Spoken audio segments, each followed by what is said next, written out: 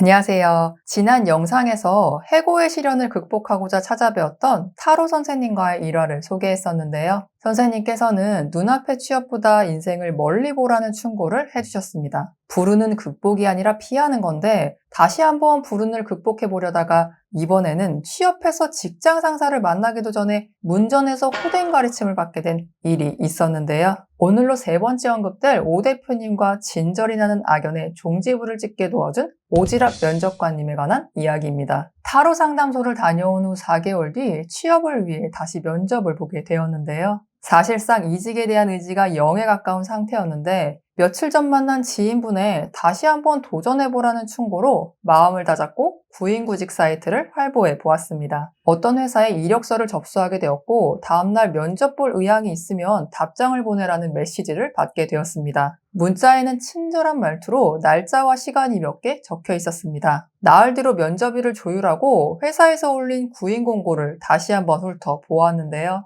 채용 사유 중에 전임자가 육아휴직을 가게 되어 후임자를 구한다는 문구가 있었습니다. 육아휴직 기간은 보통 1년으로 알고 있어서 전임자가 퇴사한다는 건지 1년만 휴직을 한다는 건지 궁금했습니다. 혹시나 1년만 근무할 사람을 채용하는 회사라면 저와는 맞지 않는 곳이었기에 면접을 포기할 생각이었습니다. 전화를 걸어서 통성명후 육아휴직과 관련한 문의를 했더니 어떤 젊은 남성께서 친절하게도 전임자는 퇴사할 가능성이 크고 복귀한다고 해도 이번 채용과는 별개의 사안이라고 말씀해 주셨습니다. 면접 전날이 되어 약속 확인차 전화를 걸었습니다. 내일 면접 보기로 한 4인 전이라고 합니다. 면접 날짜와 시간 확인하려고 전화했습니다. 라고 말씀드렸습니다. 며칠 전 통화했던 남성분이셨고 변동 없다고 하셔서 통화가 종료되었습니다. 면접 당일 전날 메모해 놓은 주소를 보고 30분 전 회사가 임차해 있는 건물 로비에 도착하였습니다. 면접 볼 때 보통 30분 전에 도착 후 빨리 와서 죄송하다면서 미리 회사에 들어가 기다리는데요. 평소 정신이 없는 회사들은 손님이 약속 시각보다 먼저 도착하면 왜 이렇게 빨리 왔어? 라는 표정으로 여전히 분주하고 정돈되지 않은 사무실 분위기를 그대로 드러냅니다. 반대로 항상 정갈한 회사의 직원들과 대표자는 10분이든 30분이든 손님이 미리 오든 약속한 시각에 오든 매번 만발의 준비가 되어 있죠. 이런 태도 하나만 봐도 입사해야 하나 말아야 하나 고민의 시간을 줄일 수 있습니다. 이 회사는 당시 2102호에 몸담고 있었는데요. 매우 큰 건물이었고 엘리베이터를 잘못 탔는지 10층 이하까지만 운영해서 또다시 면접 볼 회사에 전화했는데 이번에는 어제와 다른 남성분이 전화를 받으셔서 까칠한 말투로 여기는 2층인데 웬 21층? 네가 어디서 돌아다니는지는 모르겠지만 2102호면 2층 102호인데 무슨 21층 타령? 이라는 식으로 퉁명스럽게 대꾸하시는 겁니다. 저는 모르는 사람이 불쾌한 말투와 태도를 보이면 오늘 아침에 배우자랑 싸웠나 보네. 또는 부모님께 혼났나 보네. 라고 생각하고 넘기는 편이라 전화를 받으신 분도 집안에 우환이 있나 보다 라고 생각했습니다. 전화를 끊고 2102호가 21층 2호가 아니라 2층 102호라는 말씀을 기억하며 두리번거리다가 드디어 회사의 정문을 찾았습니다. 지금까지 다수의 면접을 봤지만 건물 안에서 회사를 못 찾아 헤맸던 건 처음이었는데요. 더구나 2102호가 2층 102호라는 사실은 태어나 처음 알게 된 생활정보였습니다. 면접을 보러 왔다고 하자 어떤 여성분께서 건강음료를 건네시며 친절히 면접실로 안내해 주셨습니다. 면접관은 이 회사의 대표님이셨는데요. 대표님의 개인정보 보호를 위해 박 대표님으로 설정하겠습니다. 대표님은 50대 초반으로 보이는 남성이었는데 뭔가 첫인상부터 떨떠름한 표정으로 저를 훑어보셨습니다. 대표님을 뵙자마자 너무 궁금해서 며칠 전 통화했던 남성분과 5분 전에 통화했던 남성분이 둘 다 직원인지 여쭤보았습니다. 불행하기로 마음먹은 사람은 피하자는 주의라서 행여나 입사라도 하게 되면 거리를 두기 위해 미리 확인하고 싶었는데요. 돌아온 답변은 황당 그 자체였습니다. 두 사람은 동일인이었고 직원이 아니었고 다름 아닌 대표님이었습니다. 목소리가 너무 달라서 두 명인 줄 알았다고 웃으며 말하면서도 뭔가 오싹한 느낌이 들어서 당황한 표정을 감출 수 없었습니다. 지킬 박사와 하이데 씨가 대한민국에도 있었던 거죠. 본인의 이중성을 단박에 들켜버린 대표님은 음흉한 눈웃음으로 겸연쩍은 표정을 지으셨습니다. 초반부터 평범한 면접은 아닐 것 같다는 느낌이 들었지만 기왕 어렵게 왔으니 면접에 집중하기로 했습니다. 이런저런 대화가 오고 갈수록 대표님의 인성에 문제가 있다는 확신이 들기 시작했는데요. 지킬 박사는 이중인격이었는데 박 대표님은 허세와 허영을 겸비한 다중인격으로 보였습니다. 면접 전날 본인의 회사에 전화를 걸어 면접 날짜와 시간을 재차 확인한 것에 대해 면접을 안 보려고 일부러 전화한 거 아니냐고 물으셨습니다. 회사 측에서 면접을 먼저 거절하길 바라는 마음에 고의로 연락을 한 것으로 생각하셨습니다. 제 상식선에서는 듣도 보도 못한 궤변이었는데요. 이건 무슨 피해의식인 건지 자격지심인지 또 다른 과대망상인지 괴상한 생명체를 마주하고 있으려니 피곤이 몰려왔습니다. 저는 돈보다 시간을 더 중요시하는 사람이라 식당을 예약하더라도 전날 꼭 확인 전화를 하는데요. 만약 어제 약속하고 오늘 만난다면 따로 확인을 안 하지만 이번 면접처럼 며칠 전에 한 약속이라면 그게 누구와의 어떤 선약이든 상대방이 만남을 잊어버렸거나 말없이 어기게 되면 그 시간이 허공에 없어져 버리는 거잖아요. 시간 가계부를 쓸 정도로 무의미하게 버려지는 세월은 질색이라 전날이 되면 매번 연락해 봅니다. 제 시간이 소중하다면 상대방의 시간 또한 중요하므로 서로 확인하고 상대에게도 제가 약속을 지킬 사람이라는 걸 안심시켜 주는 거죠. 대부분 확인용 전화나 문자를 보내면 다들 흔쾌히 생각하시고 나아가서는 약속을 잘 지키는 사람이라는 신용 점수까지 주시는 경우도 있었는데요. 상대방의 거절 의사를 끄집어내기 위해 역으로 전화를 한 것이라는 억측은 정말 살다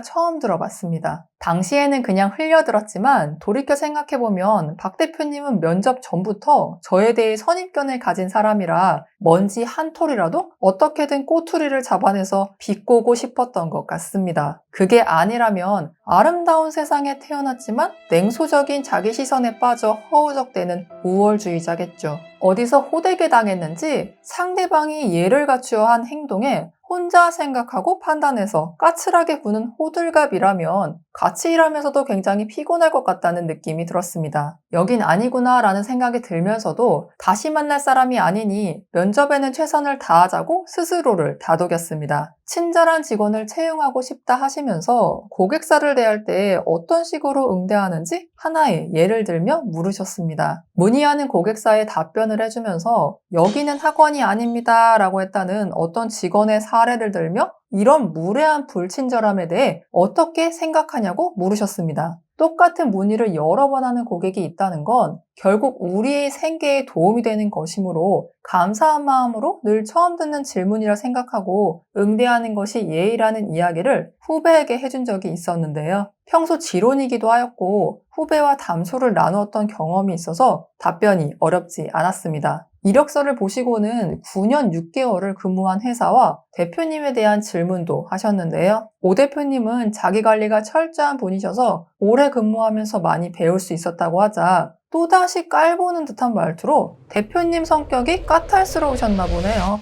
하시는 겁니다. 오 대표님과는 어차피 끝난 인연이고 싫었든 좋았든 굳이 모르는 사람 앞에서 과거의 사람을 욕보이는 게 결국 제 얼굴에 침 뱉기 같아서 그냥 좋은 말만 하고 넘어갔는데요. 굳이 그걸 끄집어내서 세상을 다 안다는 양? 으스대는 박 대표님의 과잉된 자의식에 점차 낌새가 보이기 시작했습니다. 면접이라는 건 불합격 시 다시 만날 일이 없는 사이이기 때문에 최대한 친절한 모습만 보여주기 마련이잖아요. 박 대표님은 제가 제발 알았으면 싶을 정도로 옹졸한 속내를 유치하게 내비치시면서 무례를 넘어 무식해 보이는 말투와 태도를 계속 시전하셨습니다. 본인의 회사는 일과 삶의 균형을 중시하고 직원의 자유와 권리를 최대한 배려한다고 하시면서 일이 적고 급여는 많다고 과한 허세를 부리셨는데요. 면접의 막바지로 갈수록 불합격이라는 확신이 들었습니다. 어차피 채용하지 않을 직원과의 대화이고 마침 허언증도 걸린 상태이니 본인의 회사를 천국으로 부풀렸던 거죠. 면접은 종료되었고 마시지 않은 음료를 제가 한쪽에 두려 하자 가져가서 먹으라며 딱한 표정으로 적선하듯 내미셨습니다.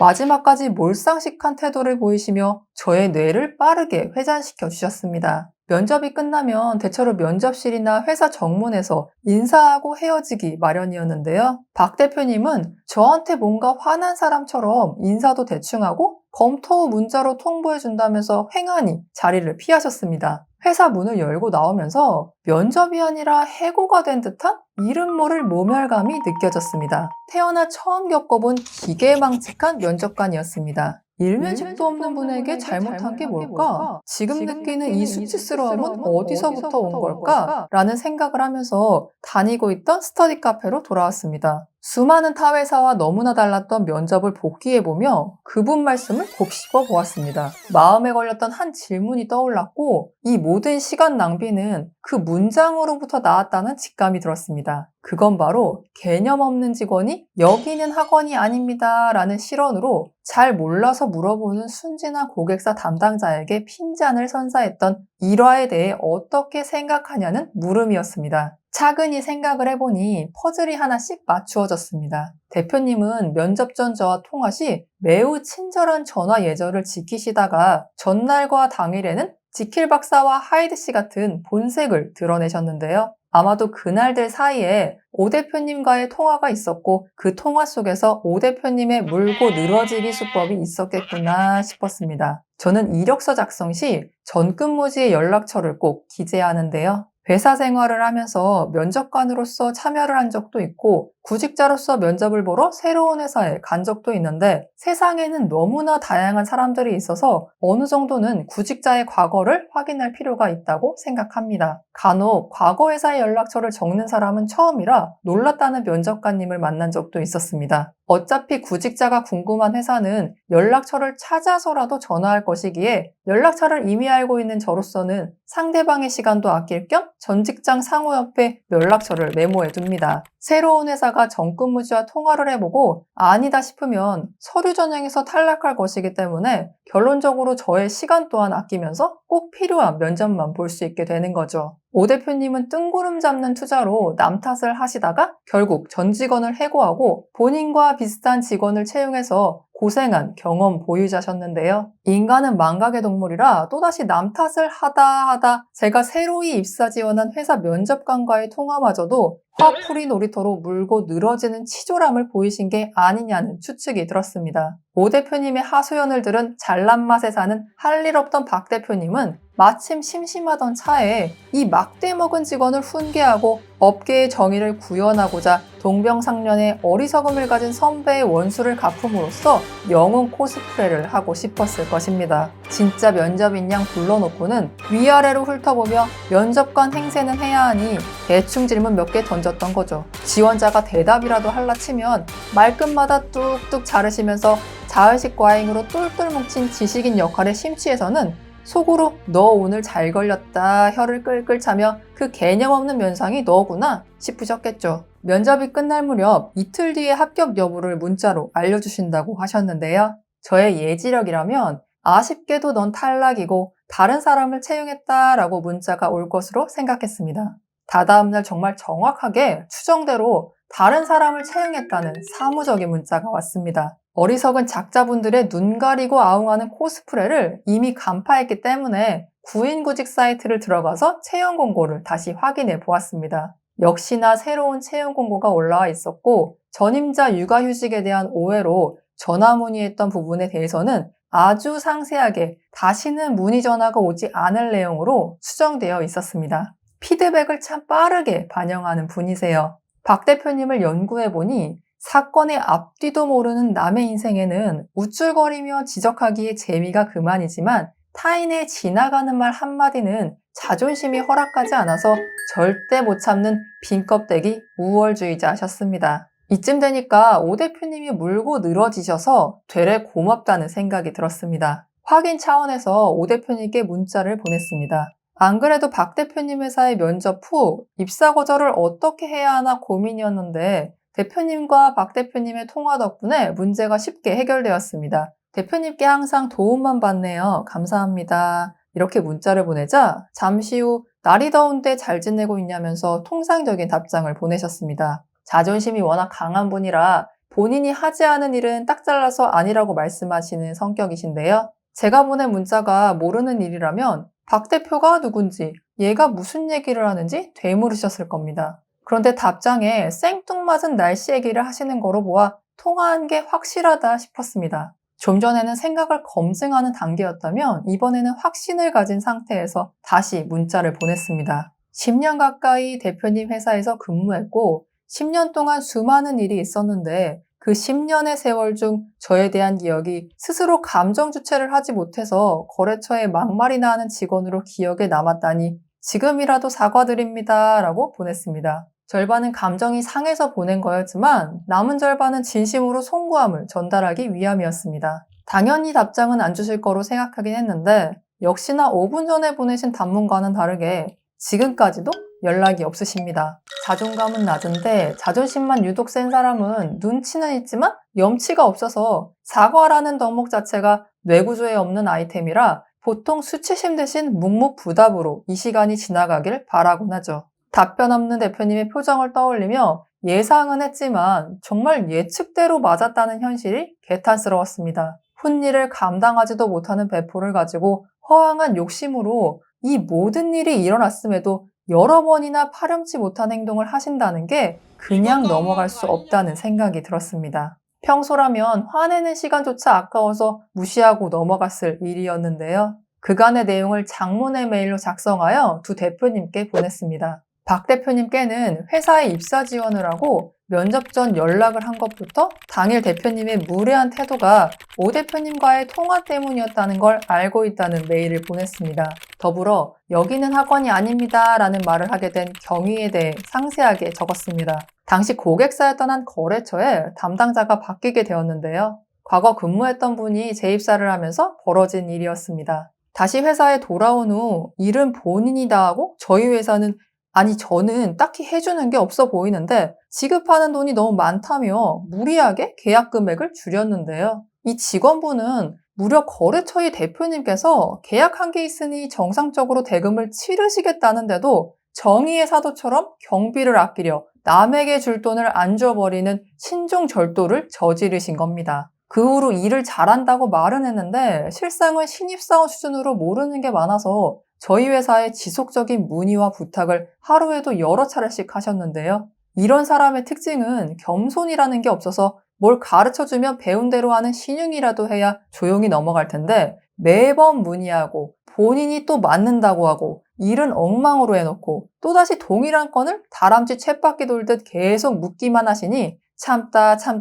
여기는 학원이 아닙니다 라고 한마디 한 것이었습니다. 오 대표님은 그 이후로 툭하면 이 사건을 입에 담으셨고 자연스럽게 매번 저를 질책하셨습니다. 심지어 후배 직원 앞에서도 일부러 들으라는 듯이 나무라신 적도 있습니다. 그때 깨달은 건 고객이 수수료를 깎든 말든 그저 적당히 일하고 내가 받을 월급이나 챙기면 되는 건데 왜 사장처럼 열심히 일하고 응대해서 좋은 소리도 못 듣는 행동을 했을까 하는 반성이었습니다. 그 일부터는 내 일처럼 나서지 않고 대표님이 시키는 일만 했습니다. 그 후로 고객사 담당자분은 모든 업무를 직원이 아닌 오 대표님과 직접 통화하길 원하셨습니다. 대표님은 고작 몇 번의 통화로 이분에게 질려서 연락을 피하시다 급기야 저한테 이 담당자분의 험담을 하시며 불평불만을 쏟아내셨습니다. 저를 꾸짖으시며 본인이 한 말도 기억을 못 하시는지 담당자가 하루빨리 교체되기를 꿈꾸셨습니다. 이런 모든 과정을 저도 알고 오 대표님도 알고 계시는데 앞뒤를 다 자르고 새로운 회사의 대표에게 어떻게 전달하셨으면 생애 처음 만나는 분이 마치 벌레 보듯이 대하셨을까 상상만으로 진절머리가 났습니다. 박 대표님께 보내는 메일에 10년 동안 제가 어떤 식으로 회사 생활을 했으며 그 후 퇴사하게 된 사유와 그로부터 2년 뒤 재입사까지 하였지만 다시 퇴사할 수밖에 없었던 모든 일화를 상세하게 적었습니다. 이미 지나간 2년 면접에서 잘했네 못했네 굳이 입에 담기 싫어서 넘겼더니 그 부메랑이 저에게 돌아오는 걸 보고 노선을 변경했습니다. 모든 이야기를 메일에 쏟아내자 조금 후련하다는 느낌이 들었지만 원통함이라는 게 풀리지는 않았습니다. 그간 오 대표님께 쌓인 분노를 억누르고 있었는데 예상치도 못한 곳에서 돌팔매가 날아오자 폭발하고 만 건데요. 박 대표님께는 살아보지도 않은 남의 인생을 함부로 평가하기 전에 본인의 삶이 남을 욕보이고 깎아내릴 자격이 있는지 생각이라는 걸 하면서 살아가시라고 충고해드렸습니다. 더불어 전근무지 대표자에게 직원에 대한 안 좋은 이야기를 전해들어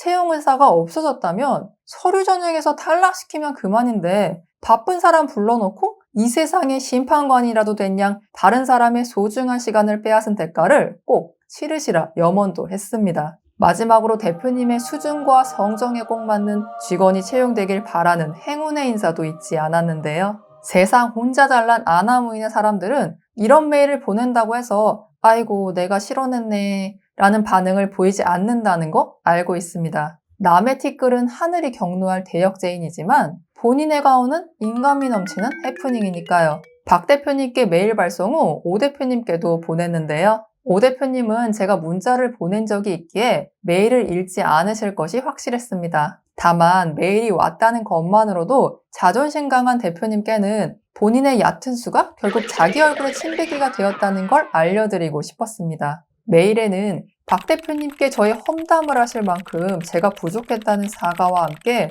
두 번째 퇴사 시 어떤 일들로 인해 제가 2달도 채우지 못한 채 퇴사하게 되었는지 상세하게 보고서를 작성하였습니다. 제가 쓴 메일의 내용 또한 대표님께서는 저보다 더 잘 아실 것 같았는데요. 모르는 척 직원들의 분쟁을 지켜보면서 은근슬쩍 인건비 좀 아껴보겠다는 심산이었으니까요. 내가 한 말이 어떻게 나한테 돌아오는지를 알려드리는 게 목적이었습니다. 제가 과거에 한 말이 돌아와서 무리를 일으켰듯이 두 대표님이 하신 말씀 또한 결국 사필귀정되는 모습을 보면서 말의 힘을 다시 한번 느끼는 시간이었습니다. 최인철 심리학과 교수님이 쓰신 프레임이라는 책에 이런 말이 있습니다. 진정한 지혜는 내가 나 자신의 행동을 설명하는 것과 동일한 방법으로 다른 사람의 행동을 설명하는 마음의 습관에서 나온다. 인생을 5, 60년 살았어도 자신에게만 관대한 이기심으로 상대를 얕잡아서 본인의 발 아래 두려는 두 대표님의 모습에서 유유상종이라는 사자성어가 떠올랐습니다. 인생을 어떻게 살 것인가 매 순간 생각하지 않고 50살, 60살 허송세월 흘려버려 굳어진 모습을 미리 본 것 같기도 합니다. 나이를 먹는다고 지혜가 생기는 건 아니라는 걸 배웠습니다. 세상에 무시해도 될 사람은 없고 타인에게 원한을 사는 행동은 살아있는 한 하지 말아야 할 행위입니다. 오은주님의 돌팔매라는 노래가 있는데요. 이 곡은 제3자가 무심코 던진 돌팔매에 상처받은 이의 하소연이 담긴 대중가요입니다. 허세와 허영으로 살아보지도 않은 남의 인생을 비웃는 박 대표님께 선물로 드리고 싶습니다. 그 누구도 타인의 인생을 대신 살아볼 수 없기에 내 인생에 영향을 미칠 수 있는 사람은 오로지 나뿐입니다. 모든 것은 타인의 행동에 반응하는 내 생각과 태도에 달려 있습니다. 저 또한 명심하겠습니다. 영상을 시청해주시는 분들께서는 다른 이의 눈에 중요하게 비치는 사람이 되려 하기보다 이미 중요한 자신을 사랑하는 지혜로운 분들이 되시길 바랍니다. 끝까지 이야기 들어주셔서 감사합니다.